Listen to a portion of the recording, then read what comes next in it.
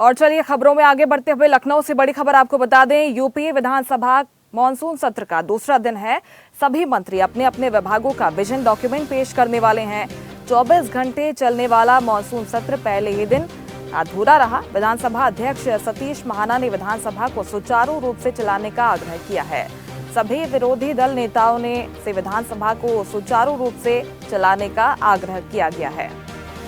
और इस खबर पर ज्यादा जानकारी के साथ लखनऊ से संवाददाता देवेंद्र हमारे साथ फोन लाइन पर जुड़ गए हैं। देवेंद्र, पहला दिन हालांकि अधूरा रह गया, लेकिन विजन डॉक्यूमेंट आज तमाम मंत्री अपने अपने विभागों के रखने वाले हैं और क्या कुछ महत्वपूर्ण होगा आज के दिन में?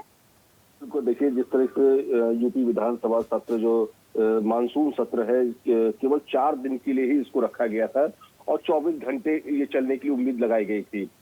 वही सरकार का भी सीधा सीधा कहना है कि कितने कम समय में हम विधानसभा सत्र खत्म कर देंगे, हमारा बजट और लोगों को परेशानियां, इन दोनों से ही हमें छुटकारा मिल सकती है। वजह क्या है कि जब विधानसभा सत्र चलता है तो इसके विधानसभा के चारों ओर सुरक्षा के कड़े इंतजाम किए जाते हैं, जिसके चलते वाहनों का जो आने जाने में प्रतिबंधित कर देते हैं, जिससे पब्लिक जो गुजरती है उनको काफी ज्यादा परेशानियों का सामना करना पड़ता है। लेकिन 4 दिन चलने वाले विधानसभा सत्र के जब पहला दिन की जब शुरुआत हुई तो विपक्ष ने हंगामा शुरू कर दिया। वही लगातार अपने बातों को लेकर सरकार तक अपनी बात पहुंचाने लगे। सरकार की जो कमियां हैं, कमियों को गिराना शुरू कर दिया है। इतना ही नहीं, विपक्ष सड़कों पर भी उतर आया, विधानसभा में भी हंगामा कर दिया। इस हंगामा के चलते पहला दिन तो पूरी तरह थोड़ा सा ही लगभग वही 11, साढ़े 11, 2 बजे तक ही आपका विधानसभा सत्र चला है। उसके बाद उसको स्थगित करना पड़ा।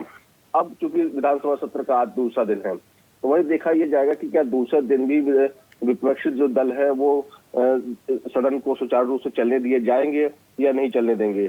लेकिन सतीश महाना जो कि विधानसभा अध्यक्ष हैं, इनका साफ तौर पर कहना है कि सदन की जो गरिमा है उसको बनाए रखें, इस तरह से कोई भी हरकतें ना करें जिससे कि सदन की गरिमा को ठेस पहुंचे। जिस तरीके से पहला दिन हुआ और सदन का पहला दिन पूरी तरीके से खराब गया है, बाकी 3 दिन जो बचे हुए हैं इसको सुचारू रूप से चलाया जाए। सदन की अगर बात करें तो आज लगभग जितने विभाग के यूपी सरकार के जो मंत्री हैं वो अपना अपना प्रस्ताव जो है सदन पर रखेंगे और सारे सदन प्रस्ताव रखने के बाद उसके अगले दिन यानी 13 तारीख को तीसरा जो सदन होगा उस पर उसको मंजूरी की मोहर लगेगी। लेकिन सदन की प्रस्ताव की अगर बात रखें तो यूपी सरकार के जितने विपक्षी दल के नेता हैं उन सबका कहना है कि सरकार सदन इसलिए रखती है ताकि वो अपना बजट पेश कर सके। उन्हें पब्लिक जनता से कोई भी लेना देना नहीं है, उनकी परेशानियों से कोई भी मतलब नहीं है।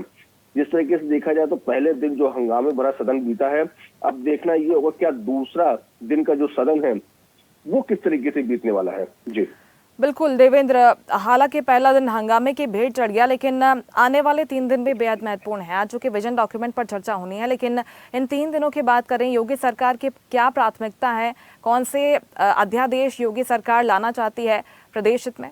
देखिए, अगर बात करें अध्यादेश लाने की तो योगी सरकार ने फिलहाल बात पूरे साफ क्लियर कर दिया गया है कि प्रेजेंट टाइम में शिक्षा पर योगी सरकार पूरा ध्यान दे रही है, मेडिकल पर भी पूरा ध्यान दे रही है। इतना ही नहीं, स्वास्थ्य विभाग में काफी कुछ बदलाव होने बाकी है। इसको लेके एक पूरी रूपरेखा तैयार हो चुकी है। क्या है वो रूपरेखा, ये तो हमें वक्त आने पर सदन में पता चल जाएगा। शिक्षा विभाग को लेकर जिस तरीके से यूपी सरकार पर उंगलियां उठ रही हैं उस पर भी साफ हो जाएगा। स्वास्थ्य विभाग को लेकर उंगलियां उठ रही है उस पर भी साफ हो जाएगा। इसके अलावा जो बेरोजगारी को सबसे बड़ा मुद्दा जो विपक्ष बनाए हुए है बेरोजगारी, उसको लेकर भी योगी सरकार काफी जो बेरोजगार युवा है उनके लिए कहीं ना कहीं एक सौगात दे सकती है सदन के माध्यम से। लेकिन अब ये तो देखना ये होगा कि सौगात युवाओं को कितना मिल रही है, कितनी ज्यादा मिल रही है, ये तो चलते हुए सदन के दौरान ही पता चल पाएगा। जी बिल्कुल, क्योंकि लगातार विपक्ष की ओर से हंगामा किया जा रहा है। हालांकि उम्मीद हम यही कर सकते हैं कि इस हंगामे का सदन की कार्यवाही पर कोई असर न हो, कामकाज पूरा हो। फिलहाल बहुत शुक्रिया आपका देवेंद्र तमाम जानकारी के लिए। लेटेस्ट खबरों के लिए लाइक, फॉलो और यूट्यूब पर सब्सक्राइब करें, बेल आइकन दबाएं, साथ ही विजिट करें swedeshlive.com पर।